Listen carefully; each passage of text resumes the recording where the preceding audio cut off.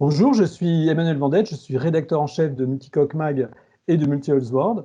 Dans le dernier numéro, celui-ci, nous avons parlé d'un catamaran à venir qui est le Léopard 42.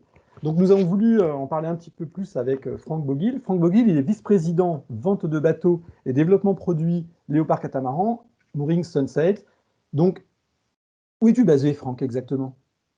Alors là, je suis basé chez moi déjà, et ça se voit, hein. Donc, je suis à la maison, mais donc j'habite à Tampa, en Floride.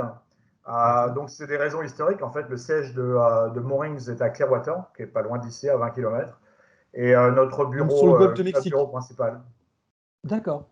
Ouais, Et et le bureau Léopard est à Fort Lauderdale. Donc, il y a beaucoup d'activités ici en Floride. sur la Floride, d'accord, très bien. Alors, peux-tu nous rappeler quel est le lien entre Robertson Kane et Léopard Catamaran, et aussi avec Sunsail et Moorings? Quels sont les Oui. liens qui chaînent tout ça? En fait, la relation avec Robertson Kane, elle était entre Moorings et Robertson Kane. Elle a débuté en 1995 avec une commande de 10 bateaux, qui étaient des Moorings 4500 pour la flotte Moorings. Après, cette relation s'est étendue sur Léopard, les ventes privées. Donc ça s'est passé en 2000-2001. Ça a commencé avec quelques ventes en Afrique du Sud qui avaient été faites par le chantier. Et moi, je m'en suis occupé d'ailleurs du lancement. Donc le lancement Léopard, c'était 2000-2001, disons mondialement. Et après, Moorings a fusionné avec Sincel en 2005. Donc ce groupe, en fait, il y a Moorings, Sincel et Léopard. Donc Moorings Sincel, c'est la partie location de bateaux et propriété en gestion. Moorings étant des bateaux de charter, de location avec ou sans équipage, voile et moteur. Sincel, c'est location sans équipage et seulement voile. Et Léopard, c'est en fait la distribution à des clients strictement privés, sans élément de location. Alors, on a une relation qui est exclusive avec Robertson Kane, qui est assez unique depuis le départ, où on est leur seul client en fait. Donc, on achète toute la production de Robertson Kane, et il y a une intégration qui est faite verticalement, où on a aussi évidemment, on est impliqué dans la définition de produits et de tous les aspects, diront, de cette relation qui est Bien sûr, maintenant avec les depuis retours 20 ans. propriétaires, les retours des loueurs, bien entendu, ouais, je comprends. Alors, tout ce qui est évidemment retour au niveau de alors, banc d'essai incroyable sur les bateaux de location, hein, évidemment, puisqu'on voit tout de suite en temps réel ce qui fonctionne et pas. Et puis, retour des propriétaires, qui soient des propriétaires de bateaux qui sont en gestion dans les flottes Mooring Saint-Cel ou un propriétaire Léopard qui navigue sur son bateau. D'accord. Alors, la nouveauté 2021, pardon, c'est le Léopard 42. Oui. Qu'est-ce que ce catamaran apporte de neuf? Alors, le Léopard 42, je pensais peut-être on va pouvoir voir quelques images Oui, ce serait bien, ouais. digitales. Alors, le Léopard 42, c'est pas vraiment, c'est le remplacement du Léopard 40, mais pas vraiment, puisque c'est un bateau qui est quand même plus grand. Oui, il fait 2 pieds de Bon, il est plus, dans lui. la lignée des derniers modèles 45 et 50, avec des innovations. Alors, c'est sûr que l'ADN Léopard est là, hein, avec donc un bateau qui a du volume, mais qui est quand même qui navigue bien. Avec des coques à redans, un poste de barre qui est dans le cockpit, qui est protégé par un bimini-embure. Donc on a l'ADN est le même, la cuisine est toujours vers l'avant, on a toujours la porte vers l'avant dont on parlera plus tard. Et donc je dirais, il n'y a pas, c'est pas une révolution sur le modèle, c'est une évolution des modèles 45 et 50 avec quelques innovations sur ce bateau de 42 pieds. Donc, D'accord, si vous voulez, montre-nous ça, justement. Oui, oui, montre-nous. pardon. Montre-nous les innovations, justement, sur tes Allez, images. je vais vous montrer donc quelques images. On va essayer de le faire sur Teams. Alors, la première image, ce serait donc une image du côté bâbord du bateau. Donc, on voit tout de suite que ce qui est nouveau sur ce bateau, c'est le fait qu'on a un lounge, ce qu'on appelle, c'est-à-dire une assise avec une table sur le roof. Alors, D'accord, on donc l'a ça a fait été sur le développé sur le 45, 45. Ouais. voilà, sur le 45 et le 50, mais c'est le seul bateau de cette taille-là qui a un lounge. Alors l'intérêt, c'est que d'abord, on n'est pas séparé du barreur, hein, le barreur peut communiquer avec le lounge, ça fait une zone conviviale supplémentaire, en plus du cockpit arrière, évidemment. Alors ensuite, le look général du bateau, il est quand même assez similaire à celui du 45 et du 50. Il reprend le design du 50 dans beaucoup d'aspects, surtout l'aspect général du bateau.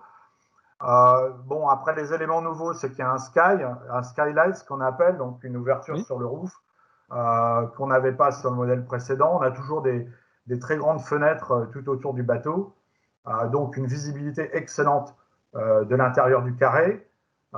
Et ensuite, les choses nouvelles, ce seront l'accès, disons, qui est particulier sur le lounge. Donc ça, je peux le montrer maintenant. Je vais désengager ça. Et donc sur une autre vue, on va pouvoir voir d'abord le poste de bar. Alors ça, c'est important puisque c'est un poste de bar qui est dans la lignée du 45 et du 50, avec donc un bateau qui est fait pour naviguer seul.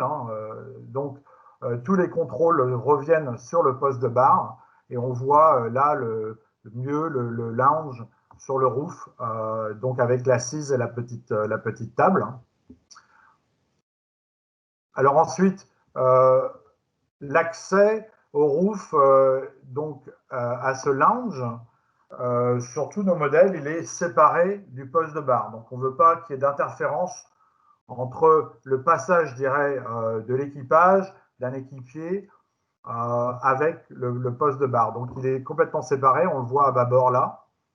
Et il est je dirais, caché presque. Ça n'a aucun impact sur le visuel, donc côté bâbord du bateau. Grâce au débord C'est un accès direct du pont sur le roof. Ok. Donc ça, c'est nouveau. Alors ensuite, on a un nouvel intérieur avec des nouveaux matériaux et des nouvelles couleurs. Ça, on va Donc le du voir. coup, à l'intérieur, justement, il y a toujours la porte avant. Ça ne change pas. Alors la porte avant est toujours là. On va la voir sur la vue suivante. On voit l'intérieur du bateau. Donc la cuisine est toujours vers l'avant avec une table à cartes qui fait face à l'avant côté bâbord. Donc ça, c'est important, avec une très bonne visibilité. On a toujours le carré donc, qui est donc faisant face à l'avant du bateau. Donc toujours l'idée, c'est d'avoir une visibilité maximum de la mer, de l'intérieur du bateau. Le carré communique avec le cockpit arrière, donc on peut ouvrir les baies vitrées qu'il y a donc entre les deux, entre le carré et le cockpit arrière. Et on a toujours la porte avant. Donc ça, c'est maintenant quelque chose qui fait partie de Léopard depuis 2010. Avec le Léopard 44, on a livré presque 2400 bateaux avec une porte avant. Donc ça, c'est quelque chose que maintenant les clients veulent, autant en location que les propriétaires. On voit il y a une bonne visibilité déjà vers l'avant. Ensuite, la ventilation du bateau est excellente au mouillage. On peut ouvrir la porte et ça donne accès directement de l'intérieur du bateau vers l'avant du bateau. Donc ça, c'est des choses qui sont maintenant, je dirais, quasiment nécessaires pour Léopard. Et on voit aussi d'ailleurs que beaucoup de nos concurrents aujourd'hui commencent à faire la même chose. On voit apparaître la porte maintenant sur beaucoup de catamarans, autant des grands catamarans que des petits catamarans. Mais bon, concernant Léopard, c'est quelque chose qui fait vraiment partie du bateau aujourd'hui. Ouais. D'accord. Donc, quel est l'agenda du bateau, sa mise à l'eau, la présentation, les essais? Parce que tu te doutes bien qu'on est bien sûr partant pour l'essayer, le bateau. Alors, le bateau, la coque 1, en fait, est toujours en développement, en construction, le prototype. Le lancement, c'est mi-octobre. Les essais, ça dure à peu près un mois et demi d'essais. Et donc, la mise à l'eau, c'est mi-octobre. Les essais, c'est fin octobre, mois de novembre. Et donc, livraison de Robertson Kane à nous, c'est début décembre. Et la coque numéro 1, en fait, c'est le bateau qui sera au salon de Miami en 2021. Alors, la coque numéro 2 sera au salon de la Grande Motte, donc 2022. international. Non, ce sera Miami 2021. Non, le Miami qui arrive là. Ah, celui-là. Le bateau est lancé en octobre. Il est livré en décembre. Ah oui, il est quasi prêt. D'accord, ok. Là, il est quasiment prêt. Okay. Donc, il sera au salon de Miami 2021, la Grande Motte 2021. La coque numéro 3 va en Australie pour le salon Sanctuary Cove et Sydney. Et donc, en fait, l'agenda, c'est en fait d'avoir les premiers 15 bateaux, ce sont des léopards. Tout simplement parce qu'à cause de Covid, on a été retardé sur le projet parce que l'usine a fermé pendant 2 mois. Cela dit, ça a donné plus de temps au bureau d'études pour un peu peaufiner le projet. Donc ça, c'était plutôt bien pour ça. Et en fait, comme on a eu un retard, le bateau devait être présenté au salon d'Annapolis 2020, mais de toute façon, Annapolis a été annulé, donc ça, c'était plus possible, et le bateau n'aurait pas été prêt. Oui, tu as pas été On est passé d'Annapolis à Miami, en fait, et du coup, la version location, la version charter pour moorings, n'était pas prêt pour la saison Caraïbes hiver 2020-2021. Donc là, on fait 15 bateaux Léopard, et ensuite, on aura 9 bateaux qui iront dans les flottes moorings donc pour l'automne 2021, autant donc Bahamas, Belize, Sainte-Lucie, Tortola, Saint-Martin, Martinique. D'accord, donc voilà, ça c'est les premiers modèles, ils seront livrés donc plutôt sur la zone Antilles. Voilà, ce sera plus tard dans l'année. Donc pour l'instant, on fait que des bateaux de propriétaires. On a déjà vendu 5 bateaux de propriétaires, 5 léopards. Il y a 3 Américains, un client d'Afrique du Sud et un client de Nouvelle-Zélande. Et on a déjà prévendu des bateaux en gestion. On a déjà 5 bateaux de vendus en gestion. Donc, en fait, puis bon, ça, c'est des clients. Nous, on travaille en direct. Hein, donc, on travaille très peu par l'intermédiaire de concessionnaires. Donc, ce sont des clients directs qui ont commandé des bateaux. D'accord. Et alors le prix, parce que justement dans Multicoque Mag, on a parlé du bateau, donc il y a déjà presque 2 mois. Mais en revanche, le prix n'était pas encore fixé. C'était en cours de discussion, on n'avait pas encore le prix. Donc est-ce que tu peux nous donner le prix hors taxe, en tout cas en Oui, Europe? hors taxe, ouais. Bah, disons qu'on a un prix de base qui, bon, qui veut pas dire grand-chose. Hein, c'est à Oui, bien sûr. 389 000 euros. Et là, on a un prix de lancement pour un bateau prêt à naviguer, livré donc où on a notre bureau à Saint-Raphaël, en Méditerranée, à 499 000 euros hors taxe, donc un bateau prêt à naviguer. D'accord, très bien. Alors on parlait tout à l'heure de la Covid. Est-ce que, bon, tu viens de nous dire que ça avait bloqué quand même l'usine pendant 2 mois. Est-ce que ça a modifié quelque chose par rapport au développement du bateau en ce qui concerne par exemple la répartition location propriétaire? Parce qu'on se doute bien que là, ces prochaines années, le secteur location va quand même être un peu plus mou que, en tout cas, on espère, les propriétaires, où on a plutôt de bons échos d'ailleurs. Est-ce que par rapport au développement, il y a eu quelques petites choses qui ont changé ou non, le bateau, de toute façon, il aurait été ce qu'il est? Bon, disons que le projet était engagé déjà. Hein, donc, je dirais au moment de Covid, en mars, on était déjà quasiment bouclé sur le projet. Il s'agissait à ce moment-là de démarrer l'outillage, de faire le prototype, la coque numéro 1. Bon, on a plus d'un prototype en fait, hein, mais donc avant que le bateau parte en production, c'est des bateaux qui sont faits un peu à l'unité, avant que la production démarre, je dirais, à capacité pleine. Donc, sur le design, vraiment, le bateau lui-même, il n'y a pas de changement à cause de Covid. L'impact Covid, ça a été tout simplement le retard sur le projet dû à la fermeture de l'usine. Et sur la production, Comme je du disais coup? avant, par contre, ça a donné un peu plus de temps Oui, aux ingénieurs complètement. de un peu peaufiner le projet, donc il est un peu plus abouti que d'habitude. Et sur la production, j'imagine que là, quand même, il y a peut-être un impact sur l'espérance produit, enfin l'espérance de vente produit par an. Alors, oui, comme je disais, comme on n'a pas pu avoir le bateau pour les Antilles cet hiver, on produit des bateaux d'abord qui sont des bateaux pour des propriétaires, léopards. Donc la partie charter a été un peu retardée. Hein. Les quantités aussi. Alors d'habitude, on est sur des quantités. D'ailleurs, on a un pourcentage de propriétaires. Ce qui est assez marrant, c'est que on est souvent la perception de notre groupe, c'est très location, alors qu'on a le pourcentage de propriétaires le plus élevé dans le segment catamaran, hein, puisqu'on est à 50-50. On a 50% de notre production part en léopard sur des propriétaires privés, surtout qu'on comprend bien, nous, très bien, puisqu'on a le contact direct avec le client, on sait très bien ce qui est un client privé et un client location, puisque les bateaux en location ne vont que dans les flottes Mooring Sansel.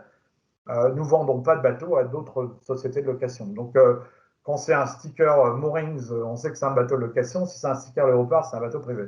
Donc, on est sur des proportions 50-50 d'habitude. Et à cause du retard, justement, par rapport aux Antilles, et une demande certaine des flottes Moorings et Saint-Cel qui a diminué à cause Bien du sûr. Covid, on se retrouve sur une proportion 30-70 la première année, en fait. Oui, c'est ça. Et je pense que sur Long terme. le moyen terme, long terme, on repartira sûrement sur des proportions relativement identiques à ce qu'on faisait avant. Hein. D'accord. Et justement, on parlait de long terme. D'ordinaire, un modèle Léopard dure 5 ans. Est-ce que c'est ce qui est prévu par Robertson Kane et Léopard? Est-ce que le modèle a duré 5 ans? Est-ce que vous avez déjà une estimation du nombre de modèles qui seront construits? Ouais. Alors, ça, on le fait au moment du cahier des charges, puisqu'il y a un amortissement de l'investissement initial qui est amorti sur la durée hein, donc, et sur le nombre de bateaux. Donc, moi, je leur donne toujours une idée hein, de ces quantités. Donc là, on part sur 250 unités, ce qui est à peu près ce qu'on fait aujourd'hui. Donc, c'est ni moins ni plus, hein, je dirais. Et généralement, c'est sur une durée de 5 ans. Alors, c'est vrai qu'avec peut-être. Alors, la première année, de toute façon, il y a toujours un peu moins d'unités, puisque la production démarre. Et donc, on est sur des cadences de 48 unités par an, disons, une fois que la chaîne de Lancé. production sera opérante à 100%. Quoi. D'accord. Merci Franck pour tous ces renseignements sur le Léopard 42. Avec Donc plaisir. les lecteurs de Multicoque Mag l'auront compris, nous pourrons le découvrir, si tout va bien, à Miami en 2021 et non pas 2022, Oui, pardonnez-moi. 2021, oui. Et pour les États-Unis et un peu plus tard en France, à la Grande Motte, à l'International Multi-Hull Show. Et nous ferons en sorte de le tester au plus vite et de vous donner le compte-rendu le plus complet possible. Bah, vous êtes les Merci bienvenus Franck. à tout moment. Ouais. Merci beaucoup Franck. À très bientôt. Merci, Manuel.